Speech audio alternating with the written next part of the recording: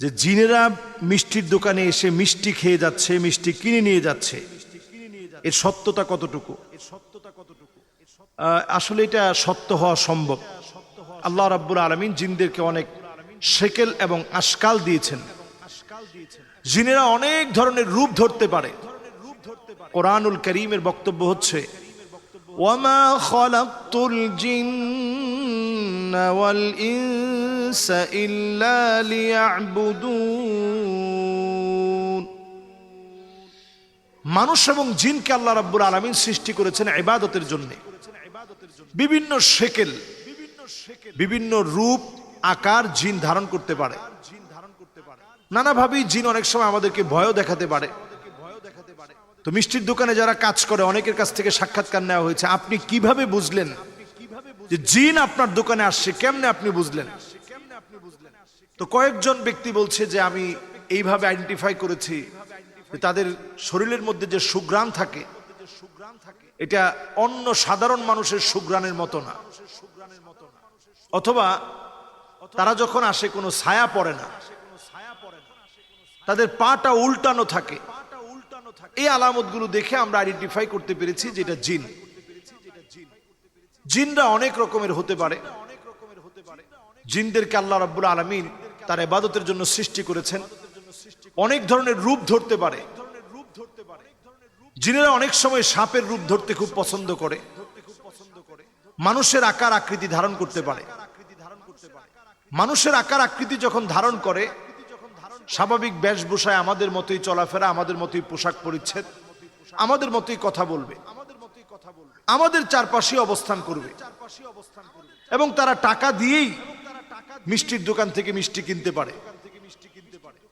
অনেক সময় অনেক দোকানদার বলেছেন যে আমরা দেখে যাই যে মিষ্টিগুলো একভাবে গুছিয়ে রেখেছি, এসে দেখি ওই মিষ্টিগুলো আর ওই রকম নেই। সব মিষ্টি আবার তারা পছন্দ করে না, বিশেষ করে রসমলাই, তারপরে রাজভোগ, এরপরে চমচম, এই জাতীয় দামি দামি যে মিষ্টিগুলো আছে, কাশ্মীরি কিছু মিষ্টি আছে, এই জাতীয় মিষ্টিগুলো তারা খুব পছন্দ করে। তো এই মিষ্টিগুলো স্বাভাবিকভাবেই জিনদের খাবার হচ্ছে আমরা যেটা খেয়ে ফেলে দিই, যেমন হাড় অথবা কাটা, যেটা আমরা খেয়ে ফেলে দিচ্ছি, এটার মধ্যে আমরা কখনো পানি দিব না।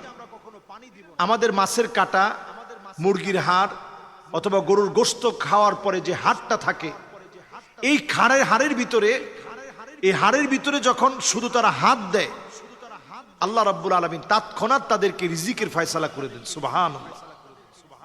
আল্লাহ তাআলা এইভাবে তাদেরকে রিজিক দেন। আমাদেরকে যেহেতু আল্লাহ রাব্বুল আলামিন সর্বশ্রেষ্ঠ সৃষ্টি হিসেবে আল্লাহ তাআলা সৃষ্টি করেছেন, আমাদের রিজিকটাকে আল্লাহ তাআলা সম্মানিত করেছেন।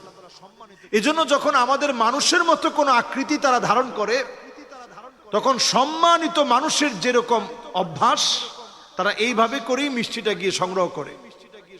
আবার যখন গোপনে আসে দুষ্ট প্রকৃতির যারা, তারা হয়তো চুরি করে নিয়ে যায়। এক একটা জিন বালেগ হয় 300 বছর বয়সে, আর আমরা সাধারণভাবে বালেগ হই 13, 14, 15 বছর বয়সে, আর তারা বালেগ হয় 300 বছর বয়সে।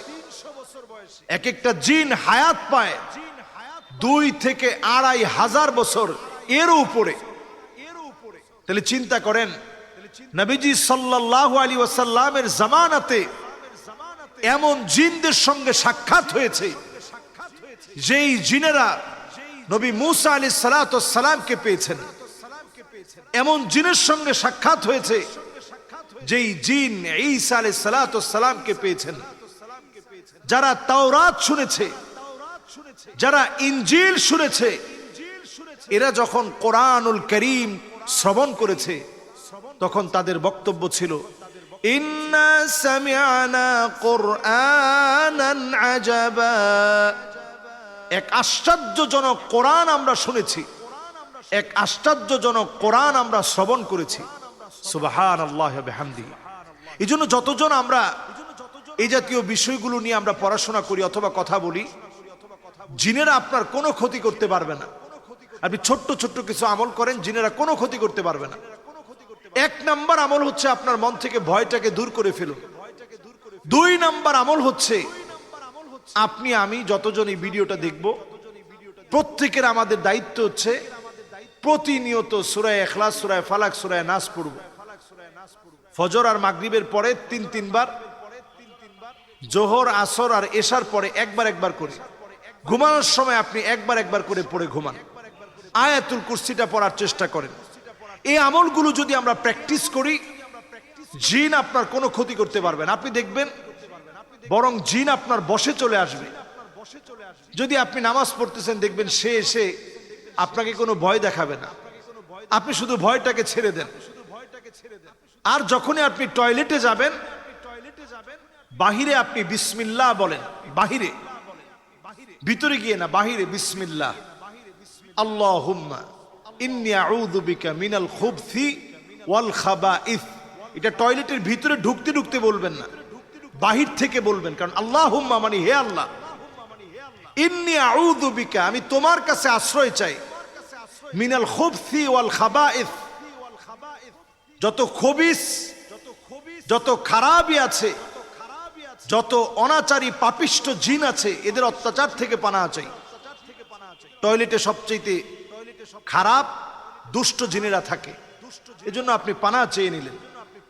এই সময়টাতে আমরা এই দোয়াগুলা পড়বো একবারে মনোযোগ সহকারে, এবং বের হয়ে গুফরানাক আপনি দোয়াটা পড়েন। এবার আপনি ডান পা দিয়ে আপনি বের হন, বাম পা দিয়ে ঢুকবেন, ডান পা দিয়ে বের হবেন। ঘরে যেতে আপনি সালাম দিবেন, ঘর থেকে বের হতে বিসমিল্লাহি তাওয়াক্কালতু আলাল্লাহ বলবেন। পাকঘরে জিনদের একটা দুষ্ট চক্র থাকে আগুনের চারপাশে, যেগুলো আগুনের ইবাদত করতে থাকে। জিনদের মধ্যে অগ্নি পূজারী আছে, খ্রিস্টান আছে, ইহুদি আছে, হিন্দু আছে, মুসলিম আছে। তো যেগুলো অগ্নি পূজারী মাজুসি যেই জিনগুলো, এরা পাকঘরে বেশি থাকে, আপনার ক্ষতি করার চেষ্টা করবে।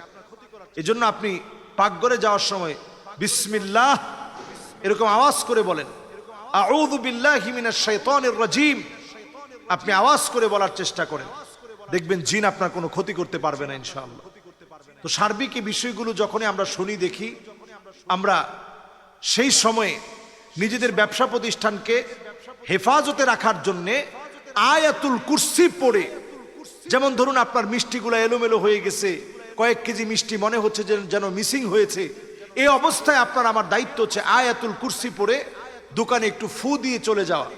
রাসূল করিম সাল্লাল্লাহু আলাইহি ওয়াসাল্লাম বলছেন, ফালা ইয়াজাল আলাইকা মিনাল্লাহি হাফিজ, আল্লাহর পক্ষ থেকে একজন ফেরেশতা নিযুক্ত হয়ে যাবে, যিনি আপনার জন্য জিম্মাদার হয়ে যাবে, আপনাকে যেন কোনো ক্ষতি জিন করতে না পারে, আপনার কোনো জিনিসের ক্ষতি যেন করতে না পারে।